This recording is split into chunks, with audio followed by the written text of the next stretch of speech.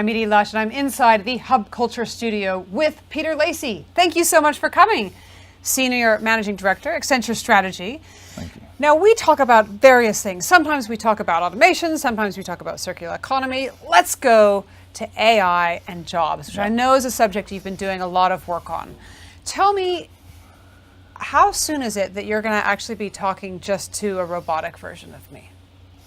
Well, I think actually probably quite a long time, but I think there's a really important underlying reason, right? Which is that we've heard over the last 12, 18 months, all of these studies come out, we've seen in the media that there's almost a robo-apocalypse emerging, where somehow our jobs are going to be replaced by robots, by artificial intelligence, and that somehow people's livelihoods are going to disappear and that we're going to be, as you say, interacting purely with machines.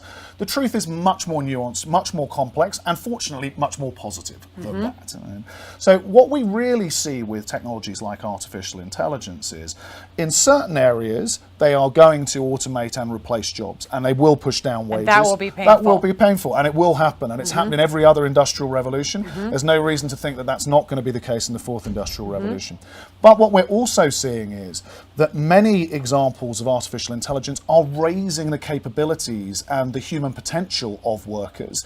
Cobots, helping people to be more effective and efficient in manufacturing environments. Analytics allowing us to be more precise. And I think then the third category is, in certain cases, allowing us, artificial intelligence, robotics, allowing us to be freed up to do what humans do well, what you do well, which is engage with other humans, which is creative processes, and actually eliminate some of the dirty, hard, repetitive jobs that we actually don't want to do. So the real story is probably for Edie, I think, quite a long time before I'll be talking to a robot in an interview. That's lucky for me. I'm happy to see that. It's lucky for you. So tell me about the way some of these jobs are changing and expanding. Tell me about, I know you've done some work with Marriott, looking at the concierge and how that is enhanced. Look, Marriott's a brilliant example, and it's also, let me give you two reasons why it's a brilliant example. The first is that the Marriott example illustrates a point that really says, let's move away from only focusing on productivity gains or efficiency or automation.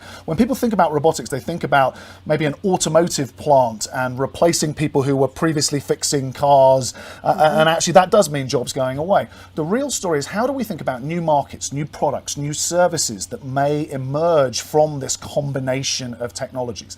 Now, the Marriott example is a great example because it shows how you can go about that. Marriott have looked at their concierge service, and actually they've used artificial intelligence and analytics and algorithms to be able to better match you as a guest to local experiences. It might be restaurants, might be sporting events, might be theatre, and actually taking away some of the serendipity, or taking away, being more precise, being more accurate in terms of making that match, which removes one of the tasks that a concierge would typically have done. But rather than seeing the task actually entirely mean the end of a job, actually those concierges are providing much more high-touch human interaction. They're engaging far more, for example, with the service industry, being able to tailor, recommend experiences, and thinking about what new services you as a guest might want. And that's really how we use AI and artificial intelligence and robotics and other areas to expand the spectrum of products or services or experiences. So if I go into a Marriott, what happens? They know that I like music, they know that I like Japanese food, and so they might say the concierge... loyalty program they already have probably for you. They know some of your preference previously, they know some of your demographics, and they can help, to just take away some of the sort of the luck that's sometimes there in terms of the matching process. Making it more of organized serendipity. Organized serendipity is good. Good. I will allow you to use that word. I was going to say, sometimes you quote IP, me. open IP. Exactly. So now another thing. Now, quite often we match and we coordinate our outfits. So we haven't done it this year. We skipped a year. I know, exactly. So we can't let that happen again. I know next time I need a purple and yellow. We're going to work on that. And I bring up fashion because I know I'm interested in the kind of work that you've done looking at tailoring specifically and Stitch Fix, and how you think that that's an area where AI is going to continue to help companies innovate. Well, I think what you see is an enormous number of innovators, not the incumbents, who are entering industries and markets that have been pretty traditionally dominated by big players like retail, like fashion, businesses like Stitch Fix, that are coming in and actually able to use artificial intelligence and analytics to really create a personalized, tailored experience where you have your own almost fashion designer, your own fashion consultant, and actually freeing up the individual and the human to have that interaction with you, to build up the rapport, to understand you. And it's a great example of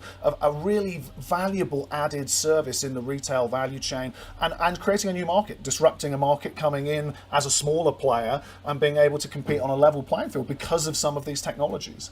I'm excited. Okay, one prediction. What's going to be your prediction for where we're going to be in 5 years' time? Well, I'll make a prediction even sort of more aggressively in the next 12 months.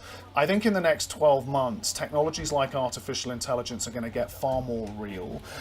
So I think when we surveyed 14,000 workers around the world, and one of the things that came back from that is that they are, in many cases, even though they may be worried about and concerned about certain areas of technology and the intersection of human and machines, they are far more positive about these new technologies and adapting to and learning about them, incorporating them in their work than executives.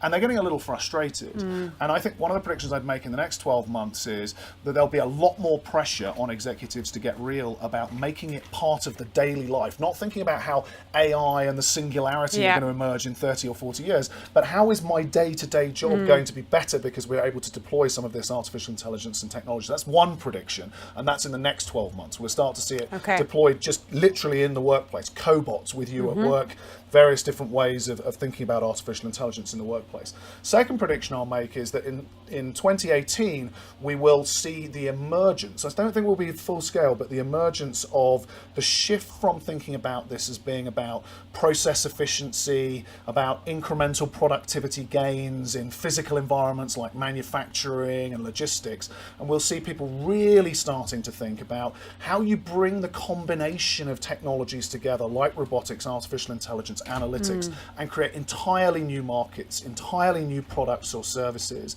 And actually that's the same in all of the other industrial revolutions. People start by focusing on what replaces humans and how you go about managing the cost base differently because of that. And then it takes a little longer to get into the creative economy that it's going to replace it, and it's going to actually show new industries, new spaces that are going to emerge. And I think that will start to happen more in 2018. All right, I'm going to hold you to those predictions, Peter, and we'll see you next year. Thank you very much. I'm Edie Lush, and here we are live in Davos at the World Economic Forum in the Hub studio.